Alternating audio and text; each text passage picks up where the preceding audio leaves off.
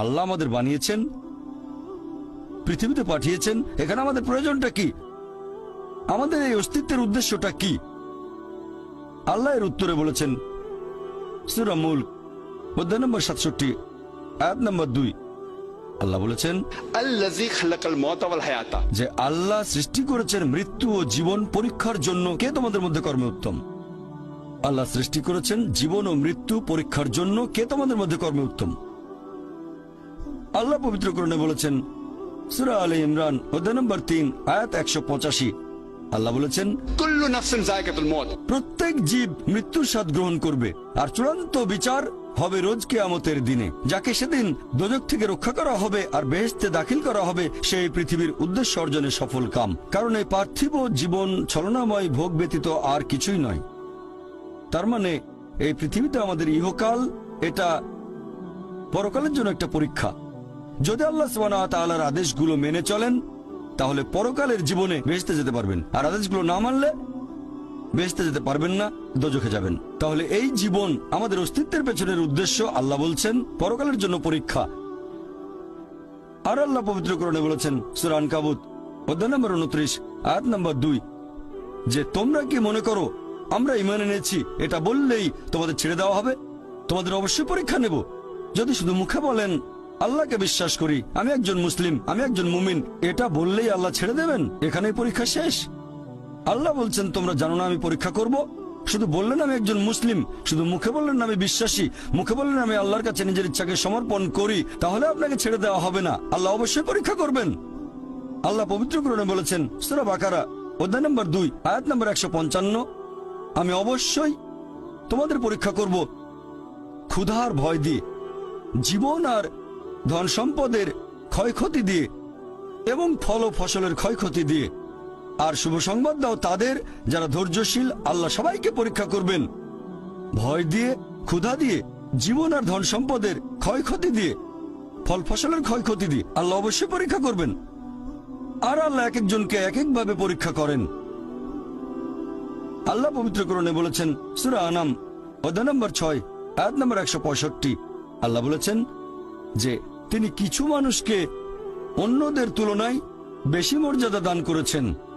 আল্লাহ সুবহানাহু ওয়া তাআলা কিছু মানুষকে অন্য মানুষদের তুলনায় বেশি মর্যাদা দিয়েছেন। আল্লাহ কোরআনে বলেছেন সূরা নাহল অধ্যায় নম্বর 16 আয়াত নম্বর 71 যে তিনি কিছু মানুষকে অন্য মানুষের তুলনায় শ্রেষ্ঠত্ব দান করেছেন। আল্লাহ এই কথা আবারও বলেছেন সূরা আনাম অধ্যায় নম্বর 6 আয়াত নম্বর 165 যে আল্লাহ সুবহানাহু ওয়া তাআলা কিছু মানুষকে অন্যদের তুলনায় বেশি মর্যাদায় উন্নীত করেছেন, আর তিনি যা দিয়েছেন তার ভিত্তিতেই তোমাদের বিচার করা হবে। এখানে অনেক লোকজন এভাবে প্রশ্ন করে আল্লাহ তাআলা এখানে সুবিচার করবেন কিভাবে? কেউ হয়তো জন্মায় গরিব পরিবারে, আবার কেউ জন্মায় ধনী পরিবারে, কেউ জন্মায় ভালো স্বাস্থ্য নিয়ে, কেউ জন্মায় অসুস্থ হয়ে। এটাই তো অবিচার। আল্লাহ তাআলা সুবিচার করেন না। তিনি এইসব আলাদা মানুষের জন্য আলাদা বিচার করবেন কিভাবে? আমরা জানি যে পার্থিব জীবনে আছে জন্ম আর মৃত্যু, বিভিন্ন অসুখ হতে পারে, কেউ গরিব কেউ ধনী, এই সবই আসলে পরীক্ষা। আর আল্লাহ পবিত্র কোরআনে বলেছেন সূরা আনফাল অধ্যায় নম্বর 8 আয়াত নম্বর 28 আল্লাহ বলেছেন যে অবশ্যই তোমাদের ধন সম্পদ আর সন্তান সন্ততি এগুলো তোমাদের জন্য পরীক্ষা। এরপর সূরা মুনাফিকুন অধ্যায় নম্বর 63 আয়াত নম্বর 9 যে তোমাদের সম্পদ আর সন্তান সন্ততি যেন তোমাদেরকে আল্লাহ তাআলার স্মরণে উদাসীন না করে। আল্লাহ তাআলা এক একজন মানুষকে এক একভাবে পরীক্ষা করেন। আপনি যদি কাউকে জিজ্ঞেস করেন যে ভালো কাজগুলো কি কি আর ভালো কাজগুলো কি, এ ব্যাপারে আস্তিক নাস্তিক সব ধরনের মানুষই তখন বলবে ভালো কাজ হচ্ছে দান করা, নিজে সন্তুষ্ট থাকা। কয়েকটা ভালো কাজের কথা বললে দান করার থাকবে। এখন একজন মানুষ পরোপকারী কি না সেটা আল্লাহ কিভাবে পরীক্ষা করবেন? কিন্তু সবার সম্পদ যদি সমান থাকে, পরীক্ষার ব্যাপারটা তাহলে আসবে কিভাবে? পরীক্ষা তখনই নেওয়া যাবে যখন কেউ হবে ধনী আর কেউ হবে গরিব। তাই আল্লাহ তাআলা এক একজনকে এক একভাবে পরীক্ষা করেন। হয়তো কেউ জন্ম নিয়েছে ধনী পরিবারে, তাই সম্পদ অনেক বেশি, আবার কেউ জন্মায় গরিব হয়ে। তবে যে লোকটা ধনী, ইসলামিক শরিয়া অনুযায়ী ইসলাম ধর্মের একটা স্তম্ভ হচ্ছে যাকাত, যে প্রত্যেক ধনী লোক যাদের সঞ্চয় নিসাব লেভেলের উপরে 85 গ্রাম স্বর্ণ, সে প্রতি হিজরি বছরে সেই সঞ্চয়ের 2.5% জাকাত হিসেবে দান করে দেবে। সেই লোক হতে পারে লাখপতি, হতে পারে কোটিপতি। যদি সে ঠিকমতো জাকাত দেয় তাহলে সে পাবে 5 নম্বর। হয়তো সে পুরো জাকাত দিল না, সামান্য কিছু অংশ দান করলো, যা দেওয়ার কথা তার 20% দিল, যেটা দেওয়া উচিত তার সামান্য অংশ দিল, তাহলে সে ফেল করবে। আবার কেউ হয়তো জাকাতই দেবে না, একেবারে শূন্য। আর গরিব লোককে কোনো জাকাত দিতে হবে না, সেভাবে ফুল নাম্বার। কিন্তু আমরা মানুষরা এভাবে বলি, আহা বেচারা লোকটা খুব গরিব, এই লোকটার জীবনে শুধু সমস্যা আর সমস্যা। আর ধনীদের দেখে আমরা মুগ্ধ হই। আমাদের প্রিয় নবী বলেছেন যে একজন ধনী লোকের বেহেশতে প্রবেশ করা গরিবের চেয়ে অনেক বেশি কঠিন। আর পবিত্র কোরআন বলছে সূরা আনফাল অধ্যায় নম্বর 8 আয়াত নম্বর 28, ধন সম্পদ তোমাদের জন্য পরীক্ষা, এটা পরীক্ষা। আমরা বোকা তাই এভাবে চিন্তা করি যে এই লোকটার অনেক টাকা, আল্লাহ অনেক রহমত দিয়েছেন, এটা একটা পরীক্ষা। যদি এই রহমত ঠিক মতো ব্যবহার না করেন, এটা অবশ্যই রহমত, তবে এই পরীক্ষায় ফেল করার সম্ভাবনা অনেক বেশি। যেমন ধরেন বোর্ডের একটা পরীক্ষার প্রশ্ন, গত বছরের কথা, 2 বছর আগের কথা, 2002 সালের কথা। সেবারের প্রশ্ন খুব কঠিন ছিল, বেশিরভাগ ছাত্রছাত্রী উত্তর দিতে পারেনি। পরের বছর সেই প্রশ্নটা আসলো না, তখন এটা বলা বোকামি, ও দুঃখ, এবার তো আসলো না, আপনি তো খুশি হবেন যে এবার আসেনি। তাহলে সম্পদ একটা পরীক্ষা। তাহলে যাদের ধন সম্পদ নেই তাদের জন্য ধনীদের তুলনায় বেহেশতে যাওয়াটা অনেক সহজ। আল্লাহ এক একজনকে এক একভাবে পরীক্ষা করেন।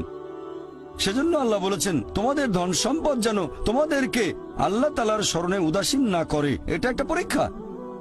আরেকটা পরীক্ষা হচ্ছে সন্তুষ্টি, নিজে সন্তুষ্ট থাকা। আর আমাদের নবী মুহাম্মদ সাল্লাল্লাহু আলাইহি ওয়াসাল্লাম বলেছেন, এটা আছে সহিহ বুখারীতে খণ্ড নম্বর 8 হাদিস নম্বর 447, নবী বলেছেন যদি কারো কাছে একটা পর্বত সমান স্বর্ণ থাকে সে এরকম আরেকটা চায়। যদি কারো কাছে 1 পাহাড় স্বর্ণ থাকে তারপরেও সে আরেকটা স্বর্ণের পাহাড় চায়। আর সর্বশেষে তার মুখগহ্বর পূর্ণ হয় কবরের মাটি দিয়ে।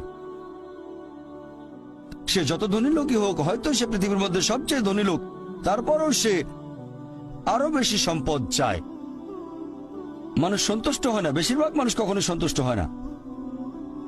আল্লাহ পবিত্র কোরআনে বলেছেন সূরা নিসা অধ্যায় নম্বর 4 আয়াত নম্বর 32 যে আল্লাহ যেটা দিয়ে অন্য মানুষকে শ্রেষ্ঠত্ব দান করেছেন সেটার উপরে তোমরা কোন রকম লালসা করো না। এভাবে বলবেন না যে হে আল্লাহ তুমি অমুককে অনেক সম্পদ দিয়েছো, অমুককে অনেক সুন্দর একটা গাড়ি দিয়েছো, এমন কিছু আল্লাহর কাছে চাইবেন না যেটা অন্য কাউকে আল্লাহ দিয়েছেন।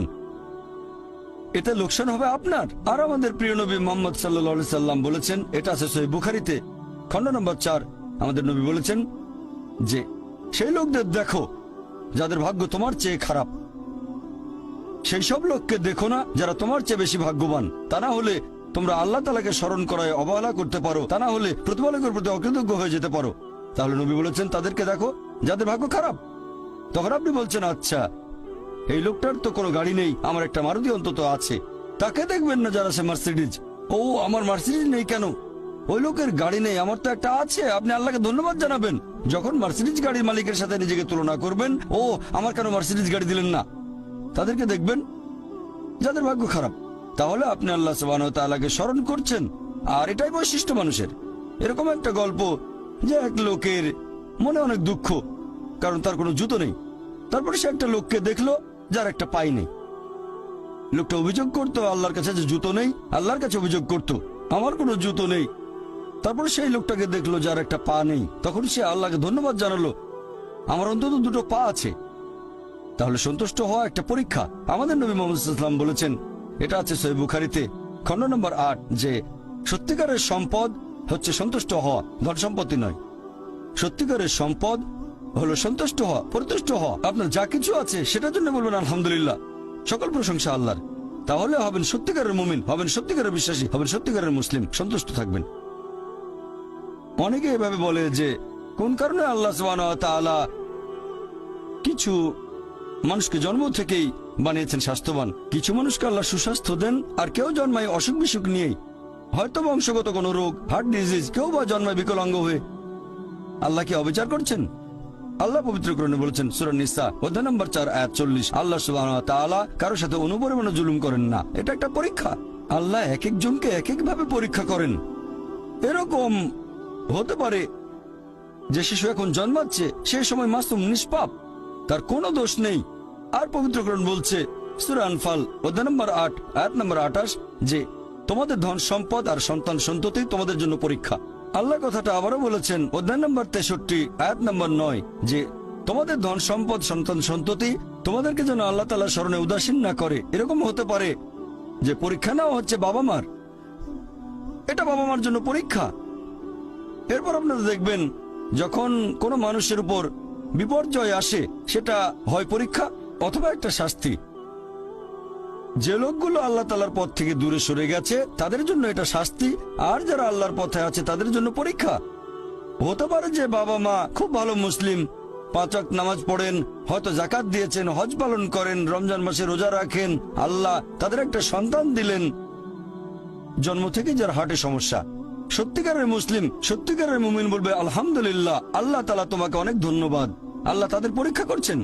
আরেকটা লোক যে কৃতজ্ঞ নয় আর এই পরীক্ষায় হয়তো পাশও করবে না, সে বলবে কেন, সে লাফালাফি শুরু করবে, আল্লাহর কাছে অভিযোগ করবে যে কেন আল্লাহ তাআলা আমাকে এমন বিকলাঙ্গ সন্তান দিলেন জন্ম থেকে যার হার্টে সমস্যা।